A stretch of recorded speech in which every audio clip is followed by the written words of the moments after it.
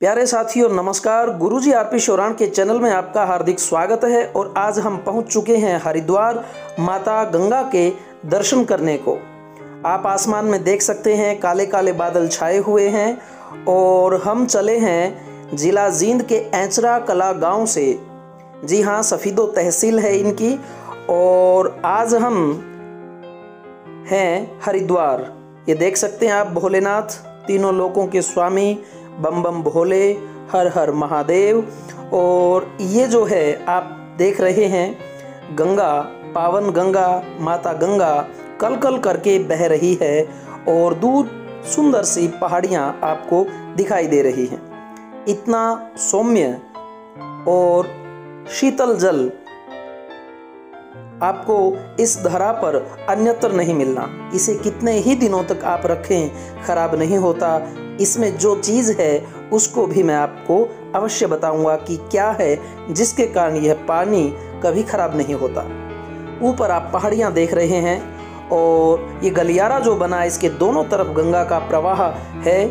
और हम जो है भंडारा हुआ था ऐंचरा कला गांव के मंदिर में, बाबा टहलगिरी महाराज उनकी पावन स्थली। और ये जो लड्डू का प्रसाद है यहाँ वितरित करने हम पहुँचे हैं। और ये देखिए आप दूर तक फैला ये गंगा प्रदेश, दूर महादेव खड़े हैं और वो सामने आपको पुल दिखाई दे रहा है।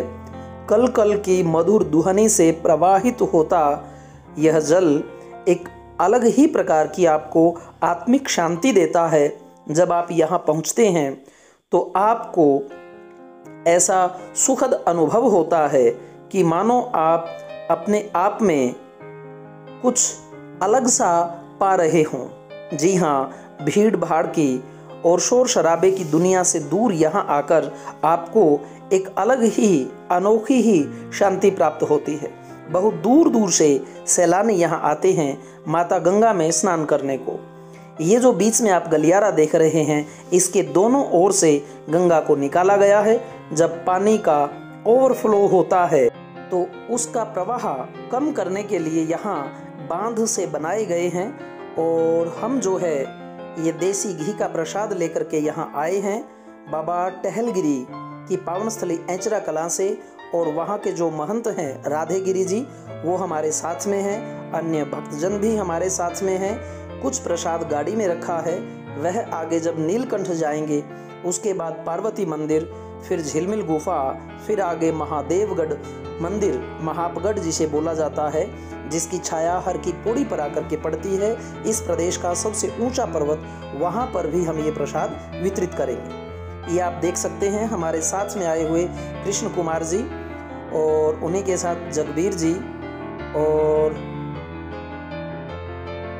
भी हमारे पप्पू जी हैं और एक मेरे ही नाम राशि रामफल हैं।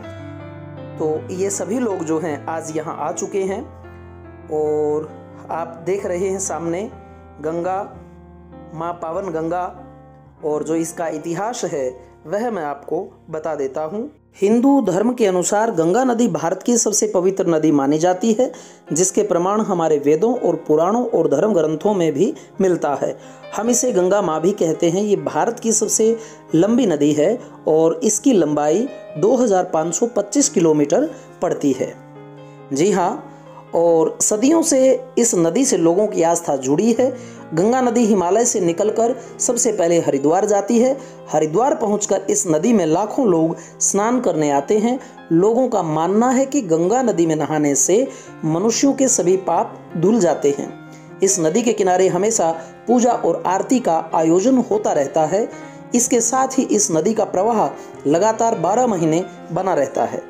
गंगा नदी हिमालय से निकलकर भारत के कई राज्यों में जाती है और बांग्लादेश से होकर बंगाल की खाड़ी में गिर जाती है। गंगा नदी का उद्गम भागीरथी व अलकनंदा नदी मिलकर करती हैं, जो गढ़वाल में हिमालय के गोमुख नामक स्थान पर गंगोत्री हिमनद या ग्लेशियर से निकलती हैं। ये नदी हिमालय पर्वत से निकलते हुए उत्तरी भारत और बांग्लादेश में बंगाल की खाड़ी में बहती हैं। गंगा नदी हिमालय के गंगोत्री ग्लेशियर में शुरू होती है। ये ग्लेशियर 12,769 फीट की ऊंचाई पर स्थित है। गंगा नदी भारत और बांग्लादेश के कई देशों से होकर बहती है। साथ ही बंगाल क्षेत्र में इसका बड़ा डेल्टा जो ब्रह्मपुत्र नदी का हिस्सा है वह ज्यादातर बांग्लादेश में स्थित है। गंगा नदी भारत के उपमहादेशों की महत्वपूर्ण नदियों में से एक है जो पूर्व से उत्तरी भारत के गंगा के मैदान से होकर बांग्लादेश में बहती है। यह नदी भारत के उत्तराखंड राज्य में पश्चिमी हिमालय में लगभग 2510 किलोमीटर की दूरी पर और बंगाल की खाड़ी में सुंदरबन डेल्टा में गिरती है। गंगा के किनारे सैकड़ों घाट हैं जिनकी सीढ़ियों की मदद से नदी तक पहुंचा जाता है। भारत का प्रसिद्ध कुंभ मेला 12 साल में एक बार गंगा नदी के तट पर आयोजित किया जाता है। वाराणसी, प्रयागराज, कोलकाता जैसे बड़े शहर गंगा नदी के तट पर स्थित हैं। पौराणिक कथाओं में गंगा को देवी के रूप में माना जाता है। गंगा दुनिया की सबसे पवित्र नदी है। ऐसा माना जाता है कि गंगा नदी में डुबकी लगाने से उद्धार हो जाता है। गंगा नदी प्रयागराज में यमुना नदी और सरस्वती नदी से मिलती है। जिस स्थान पर ये मिलते हैं उसे त्रिवेणी संगम कहा जाता है। गंगा की सबसे बड़ी सहायक नदी घाघरा नदी है और यह सामने देख रहे हैं बनियान में, यह मैं स्वयं हूँ और मैं कोशिश करता हूँ गंगा का जो एक साइड का भाग है जिसे निकाला गया है उसे पार करने की, लेकिन तैरना अगर ना आए तो ऐसी बेवकूफ़ी करना आपके लिए घातक सिद्ध हो सकता है। देख सकते हैं आप, बहाव बहुत ज़्यादा है और परली तरफ जो है जा कर के फिर मैं इसी तरफ आऊँगा। बाकी बातें मैं आपको और बताता हूँ कि गंगा नदी हिमालय के गंगोत्री ग्लेशियर से शुरू होती है। आपको पता लग गया। गंगा नदी की औसत गहराई 16 मीटर और अधिकतम गहराई 30 मीटर है।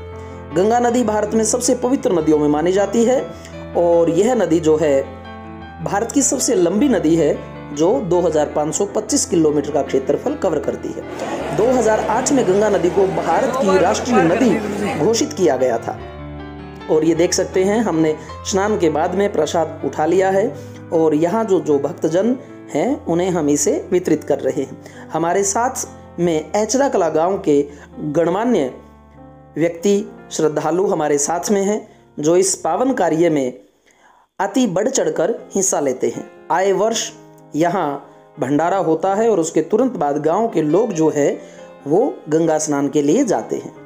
मैं अपने भाग्य की बार बार सराहना करता हूँ कि मुझे ऐसे लोगों का जो है संग प्राप्त हुआ।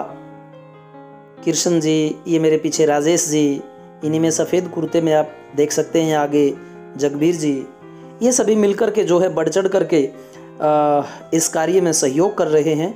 पूरा गांव जो है वो लगा हुआ है महादेव मंदिर का निर्माण करने में और श्रद्धा समान सभी जो है अपने अंश को यहाँ देते हैं।